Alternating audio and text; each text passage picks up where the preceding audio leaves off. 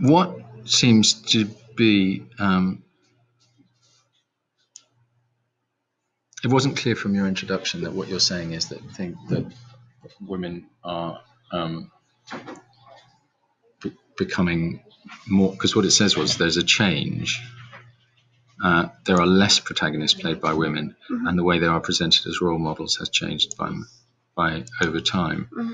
I would say that the protagonists, particularly in action films, are this year anyway more and more women. I just went to see Ghost in the Shell.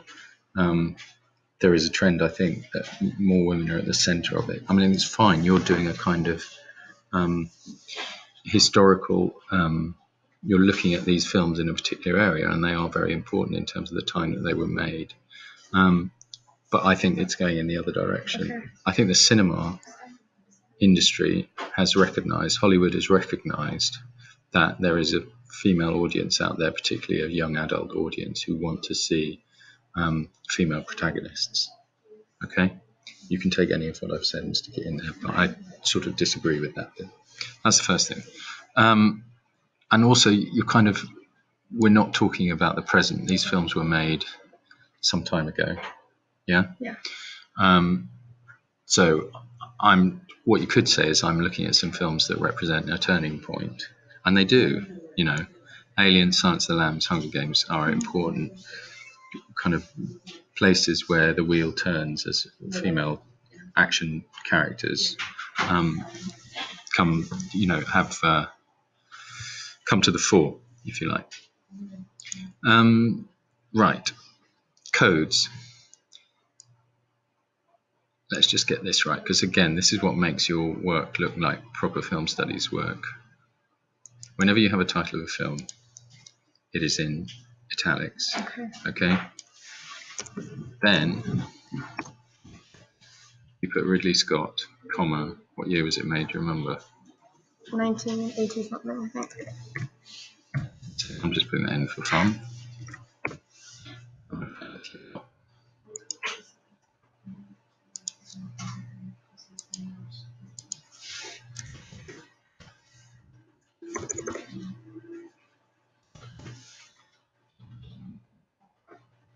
'79, wow. And I think you're right to start with that one because it's the first one.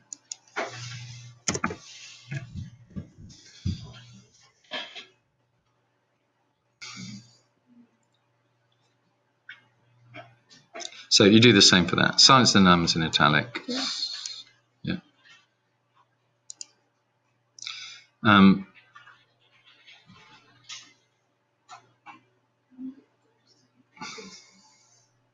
So who is the first choice for a hero? Who do you think that is in Alien? You're not talking about the John Hurt character exploding all over the table. Is there another character? I can't remember. I haven't seen it in a long time, to be honest.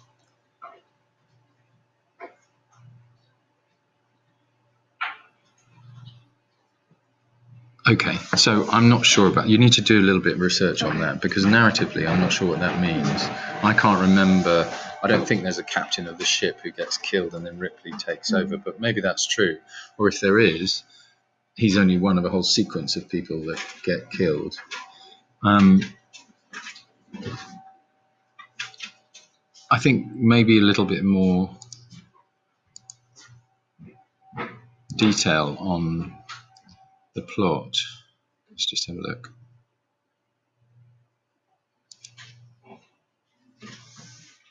That's the captain.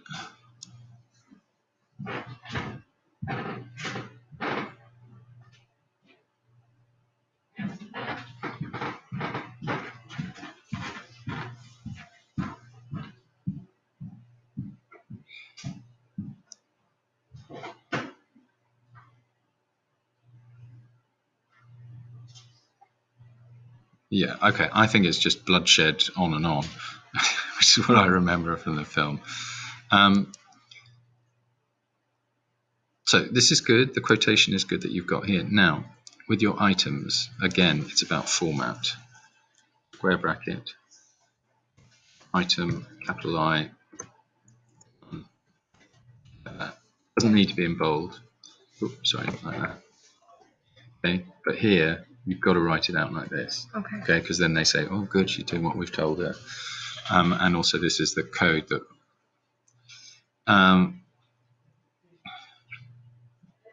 That's all good. I like that bit. And I would also say here.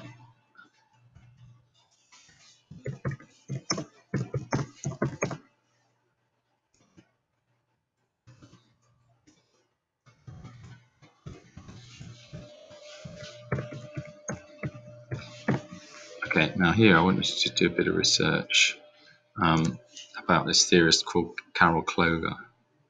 Okay, and what Carol Clover looked at, she wrote a book on horror films called The Last Girl. Okay. Have you heard of this? Yeah, I think so. Yeah. Have you referenced it already? No. Okay. So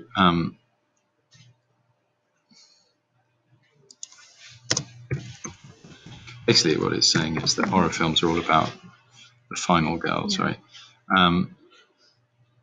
Written in the great book Men, Women and Chainsaws, talking about how there we go, Yeah, there's Ripley in there. Okay, so you need to say something about Clover identified Ellen Ripley as a final girl. Yeah? Use that page. Okay? This is good.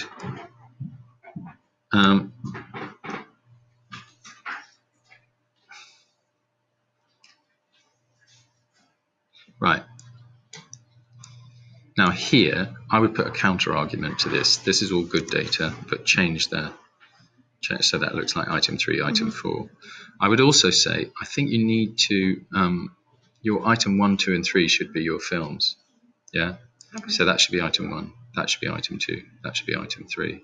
And then everything else is 4, 5, 6 after that. Sorry, it means you need to renumber, but that's fairly...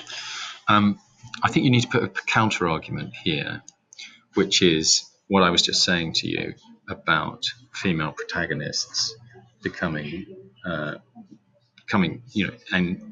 at the present day, as of 2017, more and more female protagonists are appearing, or Hollywood is exactly what I said to you before. Hollywood seems to have recognised, and you can give some examples like Ghost in the Shell. I'm trying to think of films that recently come out. I'll come back to that. And then I would say after that, however, the Bechdel test is still showing that female characters are not well represented as characters who figure at the centre of the narrative or the plot, that are given equal weight, anything like equal weight to men. And on that, so the Bechdel test is Alison Bechdel, is about is there a scene in the film where two women talk to each other, two female characters talk to each other for more than, I don't know what it is, 3 minutes, and they're not talking about a man. And there are no, it's like 10% of films a year or 5% of films a year pass the Bechdel test. So here, I would say, yeah, well, there are lots more films coming out with female action heroes. However, Alison Bechdel, the Bechdel test would say, they're not really films for women. So let me just let's just bring up the Bechdel test.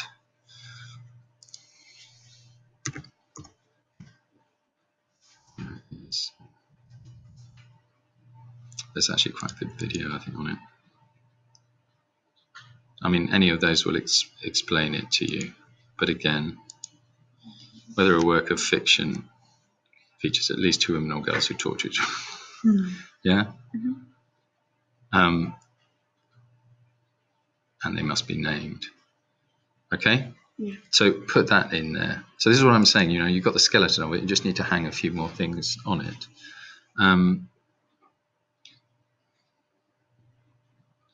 Okay, so I wouldn't say released after Alien, I would say give the date. Okay. Released in blah, blah, blah.